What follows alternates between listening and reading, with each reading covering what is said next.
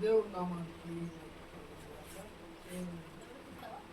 మహాకృపను బట్టి ఈ స్థలమందు నిలబడడానికి చూపాలి. హల్లెలూయా. దేవుడి నామానికి మహిమ కలుగును గాక. మహాపరిశుద్ధుడను మన ప్రభువైన యేసు క్రీస్తు నామమున అందరికీ వందనాలు. ఈ దినం దేవుడు మనతో మాట్లాడబోతున్నటువంటి మాట విషయమై ధ్యానం చేసుకుందాం.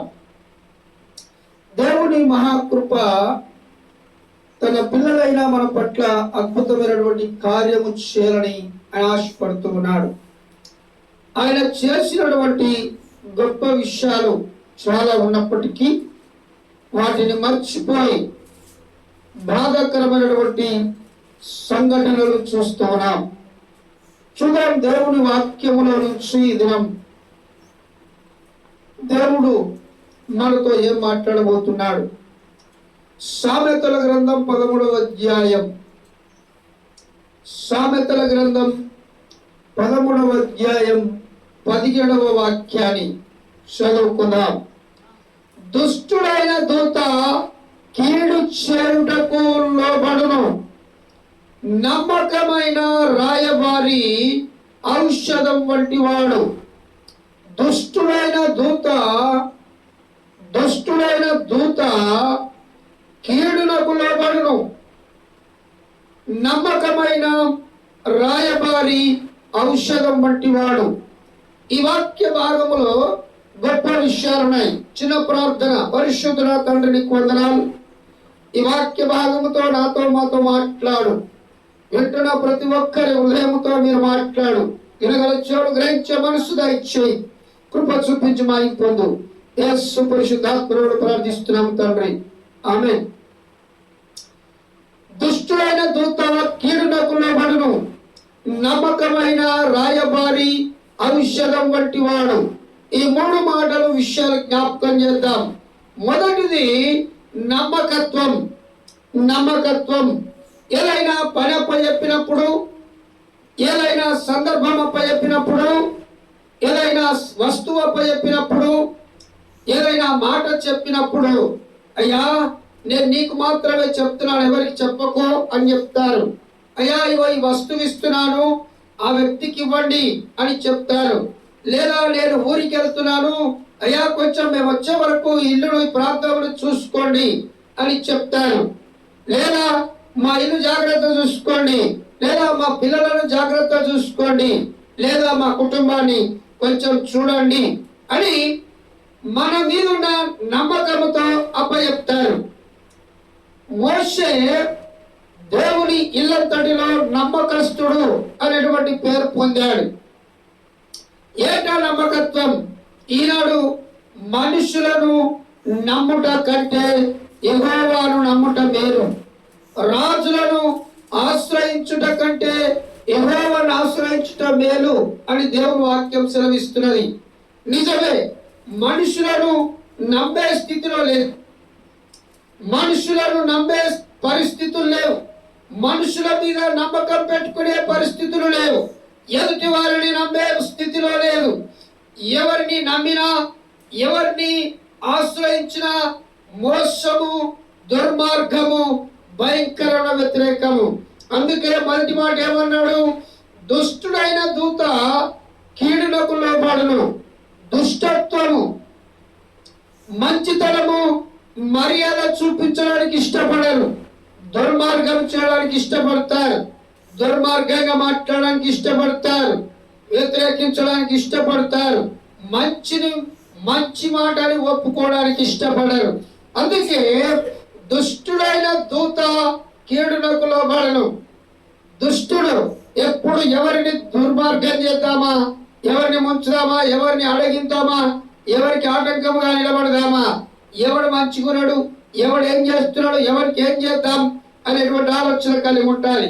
కానీ నమ్మకత్వం అనేది చాలా మందిలో కనబడదు. నమ్మకంగా మాట వినడం, నమ్మకంగా పనిచేయడం, నమ్మకంగా ఉండటం, నమ్మకంగా ఆ వ్యక్తితో గడపడం అనేది ఉండదు. ఏడతొక్కడా ముంచేద్దామని చూస్తారు కానీ నమ్మకంగా పనిచేయడానికి ఇష్టపడరు. నమ్మకంగా బ్రతకడానికి ఇష్టపడరు, నమ్మకంగా ఉండడానికి ఇష్టపడరు. నమ్మకం అనేది మాట మీద నిలబడి ఉండేది. నమ్మకత్వం అనేది మనము ప్రవర్తించే ప్రవర్తన మీద ఉండేది. నమ్మకం అనేది ఏవైతే ఎవరు పెద్దలు మనకు అప్పచెప్పారో దానిని నమ్మకంగా చూసుకోవడం అనేది నమ్మకత్వం. అలాంటి నమ్మకత్వం కలిగి జీవించడానికి ఎంతమందిని ఇష్టపడుతున్నాం? ఎంతమందిని ఆ నమ్మకంగా బ్రతకడానికి ఇష్టపడుతున్నాం? నమ్మకత్వం అనేది చాలా విలువైనటువంటి విషయం అని దేవుని వాక్యం సెలవిస్తుంది. చూద్దాం దేవుని వాక్యంలో నుంచి కీర్తనల గ్రంథం 106వ అధ్యాయం 101వ అధ్యాయం 6వ వాక్యం. కీర్తనల గ్రంథం 101వ అధ్యాయం 6వ వాక్యం. నా యొద్ద నివసించున్నట్లు దేశములో నమ్మకస్తులైన వారిని నేను కనిపెట్టుచున్నాను. నిర్దోష మార్గమందు నడుచువారు నాకు పరిచారకులగుదురు. దేవునికి మహిమ కలుగునుగాక. ఎంత అద్భుతమైనటువంటి మాట, ఎంత గొప్ప మాట అని మాట్లాడుతూ ఉన్నాడు. నా యొద్ద నివసించున్నట్లు దేవుడు అంటున్నాడు. నా యొద్ద నివసించున్నట్లు దేవుడు చెప్తున్నాడు.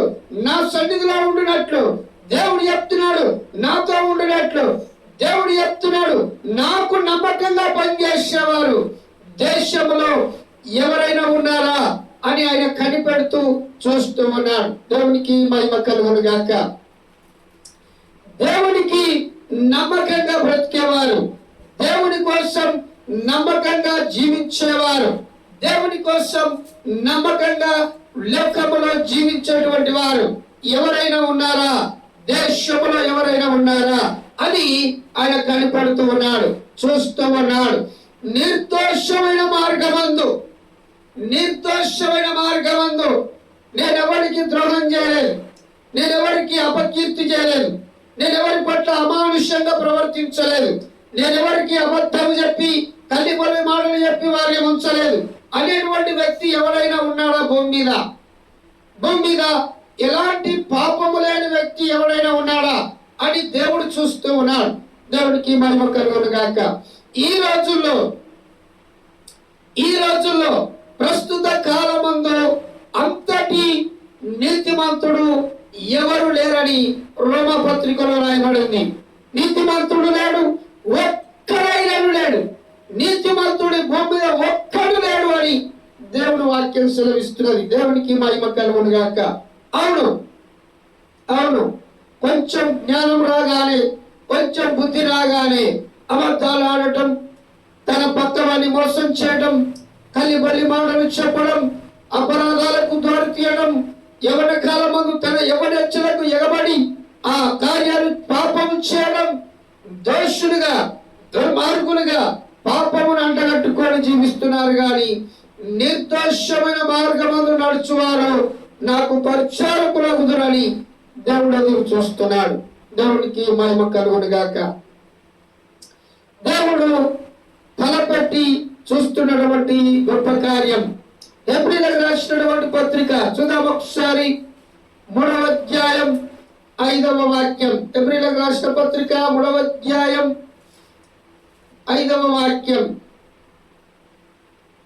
ముందు చెప్పబోవు సంగతులకు సాక్షార్థముగా మోషే పరిచారకుడై ఉండి దేవుని ఇల్లంతటిలో నమ్మకముగా ఉండెను. నమ్మకత్వం అనేది, నమ్మకంగా బ్రతకడం అనేది, నమ్మకంగా జీవించడం అనేది, ఈ భూమి మీద నువ్వు పుట్టినందుకు దేవునికి, ఇతరులకు నువ్వు నమ్మకంగా బ్రతకడం అనేది అది గొప్ప ధన్యత. నువ్వు నమ్మకంగా బ్రతకడానికి, నమ్మకంగా ఉండడానికి ఈ రోజుల్లో ఎవరైనా నమ్మకస్తులు కనబడుతున్నారా? అవును, మంచి అయితే మంచోడు అంటారు, మంచి జరగకపోతే చెడ్డోడు అంటారు.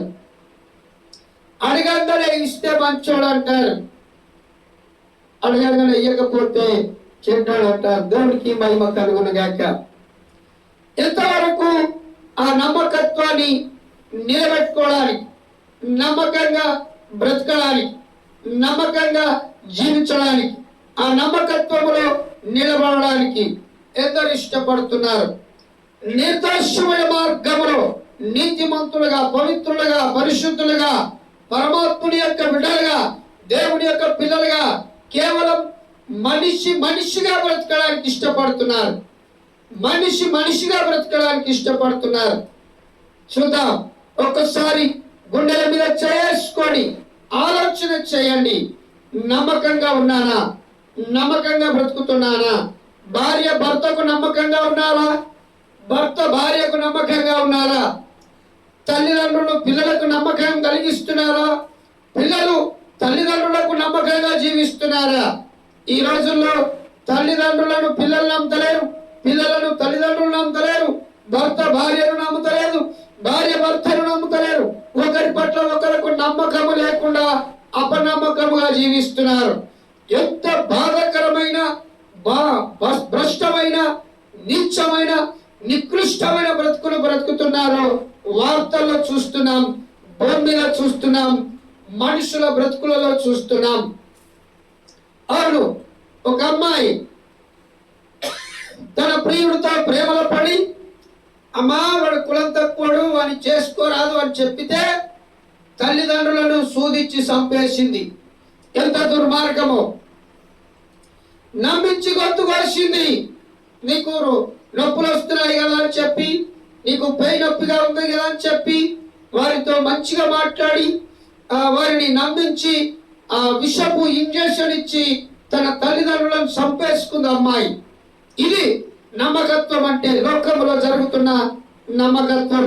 దేవునికి మహిమ కలుగును గాక. ఎంత బాధాకరమైనటువంటి విషయం, ఎంత బాధాకరంగా జరుగుతున్నటువంటి సంఘటనలు. నమ్మకత్వం అనేది తన భర్త పట్ల భార్యకు ఉండలేకపోతున్నది, భార్యకు భర్త పట్ల ఉండలేకపోతున్నది. నమ్మకంగా భార్య భర్తలు జీవించలేకపోతున్నారు, నమ్మకంగా పిల్లలు బ్రతకలేకపోతున్నారు. ఈ భూమి మీద కుటుంబాలలో ఏం జరుగుతున్నది? ఒకరి పట్ల ఒకరికి నమ్మకము లేకుండా భయంకరంగా జీవిస్తూ ఉన్నారు. అందుకే మోషే దేవుని పరిచారకుడై ఉండి దేవుని ఇల్లంతటిలో ఆయన నమ్మకంగా ఉన్నాడు. గత 16-17 సంవత్సరాలుగా నమ్మకంగా ఉన్నా లేకున్నా, వచ్చినా రాకున్నా, తిన్నా తినకున్నా దేవుని పరిచర్య, ఆదివారము ఆరాధన నమ్మకంగా చేస్తున్నాం. దేవునికి మహిమ కలుగును గాక. అవును, ఆయన చెప్పిన పని ఎవరు రాకపోయినా దేవునికి బాధ లేదు, ఎవరు వచ్చినా దేవునికి బాధ లేదు, ఎవరు వచ్చి పూజించకపోయినా బాధ లేదు. తగినటువంటి దేవుణ్ణి, ఆయనను పూజించడానికి పెద్ద పూజారిగా, గుడి పంతులుగా ఈ స్థలమందు దేవుడు నన్ను నిలబెట్టాడు. నేను ఎవరి సన్నిధిలో నిలబడ్డానో ఆయనకు తెలుసు ఏది జరుగుతుందనేది. దేవునికి మహిమ కలుగును గాక.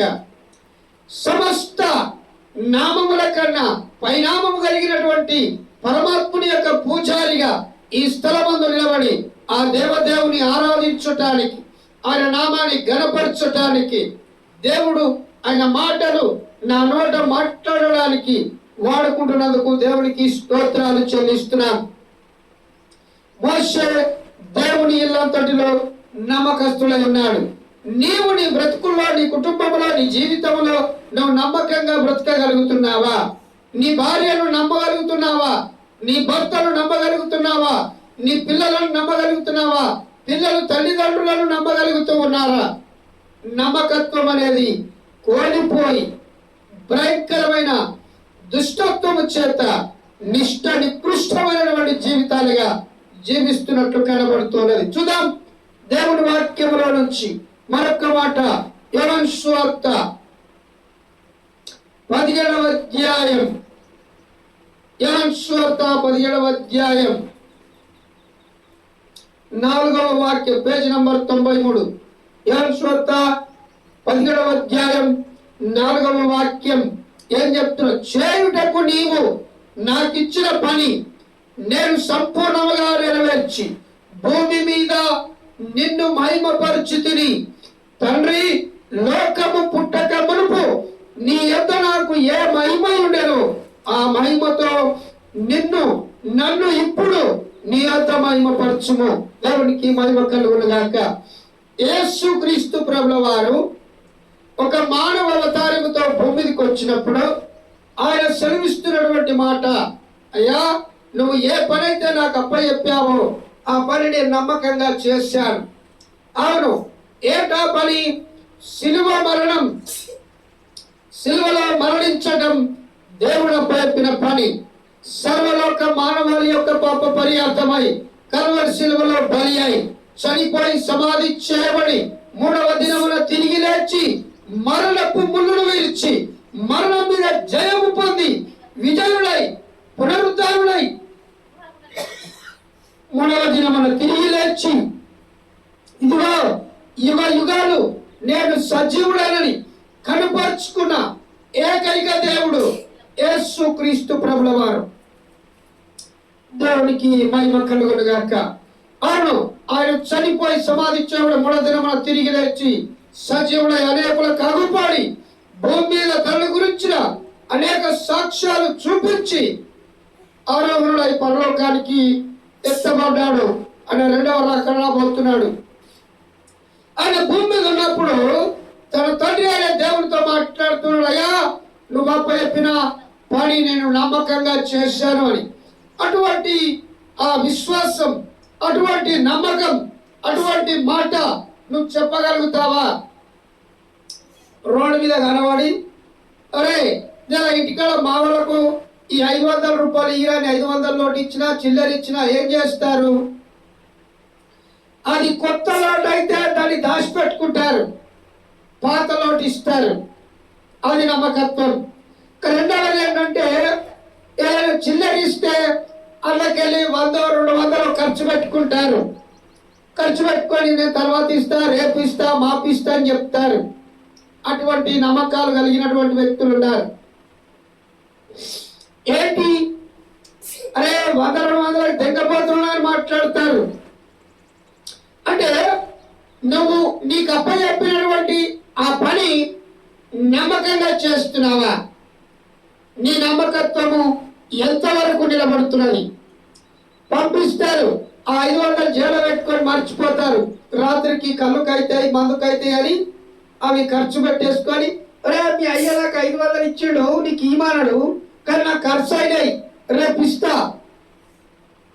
అరే మీ అన్న నాకు 500 ఇచ్చాడు, ఇగో నేను ఒకరికి ఇచ్చేది ఉండే ఇచ్చేసిన, నీకు రేపు ఇస్తా. మళ్ళా నమ్మకత్వం కోల్పోతారు, నమ్మకత్వం విసర్జిస్తారు, నమ్మకంగా బ్రతకడం నేర్చుకోలేకపోతున్నారు, నమ్మకంగా ఎలా జీవించాలో తెలుసుకోలేకపోతున్నారు.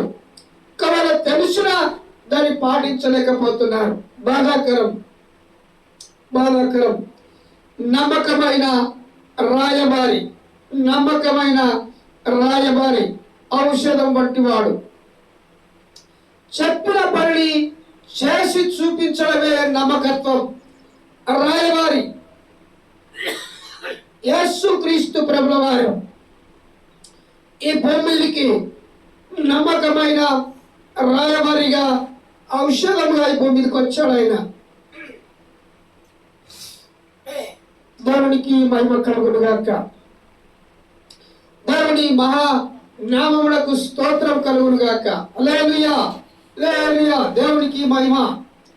యేసుక్రీస్తు ప్రభుల వారు ఈ భూమికి తన తండ్రి అయిన దేవుడు అప్పచెప్పిన పనిని నమ్మకంగా చేయడానికి వచ్చాడు. ఏ రకంగా? నమ్మకమైన రాయబారి ఔషధంగా వచ్చాడు ఆయన. అవును, తండ్రి పనిని నమ్మకంగా చేయడానికి వచ్చాడు, రాయబారిగా వచ్చాడు. ఆయన ఔషధముగా మారాడు, ఔషధముగా మారాడు. ఎలాగంటే తండ్రి అయిన దేవుని నుంచి కొన్ని మాటలు తెచ్చి మనకు చెప్పాడు. మన తండ్రి పరలోకంలో ఉన్నాడు, మనమంతా పరలోకం వెళ్ళాలి, నేనే సత్యమును జీవమును మార్గమును అని చెప్పాడు. నేనే రాయబారిని. అందుకే తిమోతి పత్రికలో రాయబడింది, మనుషులకును దేవునికి ఆయన మధ్యవర్తిగా వచ్చాడు. ఆయన మధ్యవర్తిగా వచ్చాడు. ఆ మధ్యవర్తిగా ఆయన పనిచేశాడు రాయబారిగా. ఎలాగా? మనకు తండ్రి అయిన దేవునికి అడ్డుగా నిలబడిన మన పాపపు అడ్డుతెరను తీసివేసి, మనకున్న పాపం అనే అడ్డుగోడను తీసివేసి, మన పాపం అనే రోగమును ఆయన ఔషధముగా ఆయన రక్తం ద్వారా కడిగి మనల్ని పరిశుద్ధపరిచి తండ్రి అయిన దేవునితో ఏకం చేయడానికి ఆయన నమ్మకమైన రాయబారి ఔషధముగా ఈ భూమి మీదకి వచ్చాడు. ఈ మాట యాక్టివ్ గా ఆయన చేశాడు. నమ్మకంగా పరిచయం చేశాడు. నమ్మకంగా స్వార్థ ప్రకటించాడు. నమ్మకంగా దేవుడు అప్పటిప్పుడు పని చేశాడు. సేమ్ టైం రాయబారిగా వచ్చాడు ఆయన. అంటే వర్తమానం మోసుకొచ్చాడు. ఏమిటది? రక్షణ మార్గం ప్రకటించడానికి, మనందరినీ రక్షణలో నడిపించడానికి, మనందరినీ దేవుని పిల్లలుగా చేయడానికి, మనందరినీ పరలోకం నిత్యత్వంలో నిలబెట్టడానికి ఆ రక్షణ స్వార్థను రాయబారిగా నమ్మకంగా మన మధ్యలో పరిచయం చేశాడు. సేమ్ టైం ఆయన ఔషధముగా మారిపోయాడు. అవును, ఆయన నమ్మకమైన రాయబారి ఔషధంగా మారాడు. ఔషధమునిగా స్వస్థతలు చేశాడు, గొప్ప కార్యాలు చేశాడు, గొప్ప అద్భుత కార్యాలు చేశాడు. ఈ భూమి మీద అవే కార్యాలు ఇప్పుడు కూడా జరుగుతూ ఉన్నాయి. ఇప్పటికి కూడా అద్భుత కార్యాలు సంఘాలలో జరుగుతున్నాయి, స్వస్థతలు జరుగుతూ ఉన్నాయి. నమ్మి విశ్వసించినప్పుడు దేవుడు గొప్ప కార్యాలు చేస్తూ ఉన్నాడు. దేవునికి మహిమ కలుగును గాక. చూద్దాం దేవుని వాక్యంలో నుంచి మరొక మాట. మొదటి కొరింథీయులకు రాసినటువంటి పత్రిక, స్తోత్రం, మొదటి కొరింథీయులకు రాసిన పత్రిక 4వ అధ్యాయం 2వ వాక్యం. మరియు గృహ నిర్వాహకులలో ప్రతివాడును నమ్మకమైన వాడై యుండుట అవశ్యము. ప్రతివాడు నమ్మకము గలవాడై ఎక్కడ ఉండాలి? తమ కుటుంబాల్లో, తమ జీవితాల్లో, తమ బ్రతుకులో, సంఘంలో కానీ, కుటుంబంలో కానీ, సమాజంలో కానీ నమ్మకంగా బ్రతకడం అనేది చాలా కష్టంతో కూడినటువంటి బ్రతుకు. ఇలాంటి నమ్మకమైన రాయబారి ఔషధంగా బ్రతకడానికి ఇష్టపడరు. కొంతమంది కొన్ని సందర్భాలలో అబ్బా దేవుడు వచ్చినట్టు, దేవుడు తోలించినట్టు వచ్చినావు అని మాట్లాడతారు. కొంతమంది కొన్ని మాటలు చెప్తే ఏం చేయాలని అర్థం కాదు. కొంతమంది కొన్ని మాటలు చెప్తే ప్రాణానికి ఉపశమనం కలిగినట్టు ఉంటుంది, ఏదో బాధ నుంచి విడుదల పొందినట్టు ఉంటుంది, ఏదో మనసుకు తెలియని నెమ్మది వస్తుంది. ఎందుకని? ఆ మాట ద్వారా, ఆ నమ్మకత్వం ద్వారా, నువ్వు చెప్పే ఆ మాట ద్వారా ఆ ప్రాణానికి నువ్వు ఇచ్చే మాట ఔషధముగా, అంటే మందుగా పనిచేస్తుంది. కొంతమంది మాట్లాడితే హృదయం బాధపడుతుంది, విషపూరితమైనటువంటి మాటలు మాట్లాడతారు. ఆ విషపూరితి, నోరు తెరిస్తే పాపం, నోరు తెరిస్తే అబద్ధం, నోరు తెరిస్తే దుర్మార్గం, ఎంత బాధకరమో. అటువంటి మాటలకు కొంతమంది మందులాగి సచ్చిన వాళ్ళు ఉన్నారు, ఉరిపెట్టుకొని సచ్చిన వాళ్ళు ఉన్నారు, బాయిలవాడి సచ్చిన వాళ్ళు కూడా ఉన్నారు. ఎందుకని? నువ్వు మాట్లాడే సూటిపోటి మాటలకు మనసు గాయపడి, ఈ బ్రతుకు నాకెందుకని బాయిలవాడి సచ్చిన వాళ్ళు కూడా ఉన్నారు. దేవునికి మహిమ కలుగును గాక. నమ్మకమైన రాయబారి ఔషధం వంటి వాడు. నమ్మకమైన కుటుంబంలో నమ్మకత్వం అనేది ఒకరి పట్ల ఒకరికి లేకుండా భయంకరంగా జీవిస్తున్నారు, బాధాకరంగా జీవిస్తున్నారు. భర్త అంటే భార్యకు నమ్మకం లేదు, భార్య అంటే భర్తకు నమ్మకం లేదు, పిల్లలంటే తల్లిదండ్రులకు నమ్మకం లేదు, తల్లిదండ్రులు అంటే పిల్లలకు నమ్మకం లేదు. ఇటువంటి నమ్మకం లేని నామూషైనటువంటి జీవితాలు, కుటుంబాలు లోకంలో చూస్తూ ఉన్నాం. అందుకే దేవుడు మాట్లాడుతూ ఉన్నటువంటి మాట, నా యందు నాకు ఏ దోషమును కానరాదు. ఆయనను ఇందువలన నీతిమంతుడుగా ఎంచబడును. నన్ను విమర్శించువాడు ప్రభువే. నమ్మకంగా ఉండడం అనేది, విమర్శ పొందడం అనేది, దేవునికి వ్యతిరేకంగా బ్రతకడం అనేది చాలా బాధాకరమైనటువంటి సంఘటన. దేవుడు మాట్లాడుతూ ఉన్నాడు. గృహాలలో ప్రతి వాడును నమ్మకమైన వాడు ఉండుట అవశ్యము. ఇళ్లలో, కుటుంబాల్లో, బ్రతుకుల్లో నమ్మకంగా బ్రతకడం అనేది చాలా కష్టపూరితమైనటువంటి జీవితాలుగా చూస్తూ ఉన్నాం. చివరి ఒక మాట చదువుకొని ముగించుకుందాం. తిమోతికి రాసిన మొదటి పత్రిక. దేవునికి మహిమ కలుగును గాక.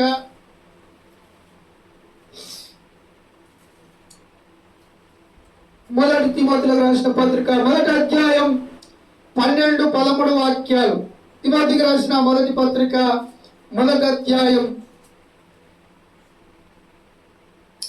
పూర్వము దూషకుడను, హింసకుడను, హానికరుడనై నన్ను తన పరిచర్యకు నియమించి నమ్మకమైన వాడిగా ఎంచినందుకు నన్ను బలపరిచిన మన ప్రభువైన యేసు క్రీస్తుకు కృతజ్ఞుడనై ఉన్నాను.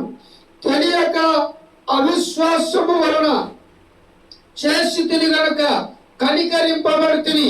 అవును, యేసు ప్రభు నమ్మకముందు తాగుబోతుగా, తిరుగుబోతుగా, తిండిబోతుగా, ఆ సినిమాల పిచ్చితో, సీరియల్ పిచ్చితో ఆడి ముంచి ఈను ముంచి ద్రోహం చేసి భయంకరమైన పాపిష్టి జీవితం జీవించినప్పుడు ఎవడు పట్టించుకోడు, ఎవడు మాట్లాడు. శబాసిరా మంచిగా భక్తుడు అన్నారు. అవన్నీ బంద్ చేసి ఒక మనిషిగా, ఒక మంచి వ్యక్తిగా బ్రతికితే ఇదేం బ్రతుకుని అంటున్నారు. దేవునికి మహిమ కలుగును గాక. లోకము ఎలాంటి విషయాలను నమ్మకంగా తీసుకొని నమ్మకంగా బ్రతుకుతారనేది దేవుడు మాట్లాడుతున్నాడు. అపోస్తులైన పౌలు తన జీవితంలో తాను అనుభవించిన విషయాలు మాట్లాడుతున్నాడు. పూర్వం అంటే దేవుని నమ్మకం ముందు నేను దూషకుడను, హింసకుడను, హానికరుడను, భయంకరమైన అంతకుడనని పౌలు చెప్తున్నాడు. సౌలుగా ఉన్న దినాల్లో దేవునికి వ్యతిరేకంగా బ్రతికాడు గనక, దేవుణ్ణి దూషించాడు గనక, దేవుడు అంటే మింగుడు పడలేదు గనక ఆ విషయాలను జ్ఞాపకం చేసుకుంటున్నాడు. అవును, ఈ రోజుల్లో కూడా చాలా మంది దేవుని వ్యతిరేకిస్తూ దూషకులుగా, నిరర్థకులుగా, హింసకులుగా, పరిచారం అడ్డుకునే వ్యక్తులుగా కనబడుతూ ఉన్నారు. ఈ పరిచర్య, ఈ మందిరము, ఈ ఆవరణంలోకి రావడానికి ఇష్టపడతలేరు. ఎందుకని ఇక్కడికి వస్తే మాట మీద బ్రతకాలి. తిన్నా తినకపోయినా, ఉండకపోయినా, ఏదేం జరిగినా మాట మీద నమ్మకంగా బ్రతకాలి. అందుకే ఆ నమ్మకత్వంలో నిలబడడం శాతగాక, నమ్మకంగా బ్రతకడం శాతగాక, నమ్మకంగా జీవించడం శాతగాక, ఒక్క మాట మీద నిలబడి బ్రతకడం శాతగాక రాలేకపోతున్నారు చర్చ్. దేవునికి మహిమ కలుగును గాక. అవును, లోకంలో బ్రతికితే ఏదైనా చేయొచ్చు, ఏమైనా చేయొచ్చు, ఎట్లయినా బ్రతకచ్చు, ఎట్లయినా జీవించవచ్చు. కానీ దేవుని సన్నిధికి వస్తే నువ్వు నమ్మకంగా బ్రతకాలి. ఆయన మాటకు కట్టుబడి బ్రతకాలి. ఆయన నియమానికి కట్టుబడి బ్రతకాలి. ఒక భయంకరమైనటువంటి చట్టం యేసు క్రీస్తు ప్రభువు వారి యొక్క మాటకు నువ్వు కట్టుబడి బ్రతకవలసి వస్తుంది. అందుకనే మందిరానికి రాలేకపోతున్నారు, రావడానికి ఇష్టపడతలేరు. కారణం ఏమిటి? నమ్మకంగా బ్రతకాలి. ఈ నమ్మకమైన బ్రతకడం శాతగాక రాలేకపోతున్నారు. అందుకే దుష్టుడైన దూత కీడుకు లోబడను. దుష్టులుగా, దుర్మార్గులుగా ఆ కీడుకు ప్రతికీడు చేస్తూ, మాటకు మాటిస్తూ, అప్పుకు అప్పు చేస్తూ, లేదా మాటకు మాటిస్తూ, అబద్ధానికి అబద్ధం మాట్లాడుతూ, మాయము, మోసాలు, దుర్మార్గము చేత జీవించడానికి ఇష్టపడుతున్నారు. కానీ నమ్మకంగా బ్రతకడానికి ఇష్టపడలేకపోతున్నారు. దేవుని మాటను విని దాని ప్రకారం జీవించడానికి ఇష్టపడలేకపోతున్నారు. కనుక నమ్మకమైన రాయబారి ఔషధముగా ఆ దేవదేవుడి లోకానికి వచ్చాడు. అటువంటి నమ్మకమైన రాయబారి ఔషధంగా మనము బ్రతుకున్నట్టుగా దేవుడు తన మహాకృపను మన పట్ల చూపిస్తున్నాడు. అట్టి కృప, అట్టి కార్యము మనలో, మన జీవితాల్లో, మన కుటుంబాల్లో, మన బ్రతుకులో జరిగించి దీవించి ఆశీర్వదించుడుగాక. ప్రార్థన చేసుకుందాం. పరిశుద్ధుడా, పరమ తండ్రి, గొప్ప దేవుడానికి వందనాలు ప్రభువా. నీ కార్యం మా పట్ల జరిగించు, కృప చూపించు, మై పొందు. పరిశుద్ధాత్మదేవుని కార్యం జరిగించు. ఇదిగో నాయన, నువ్వు మాట్లాడిన ప్రతి మాట మా జీవితాల్లో ఫలింపు దయచేయి. యేసు పరిశుద్ధాత్మను ప్రార్థిస్తున్నాము తండ్రి. ఆమేన్.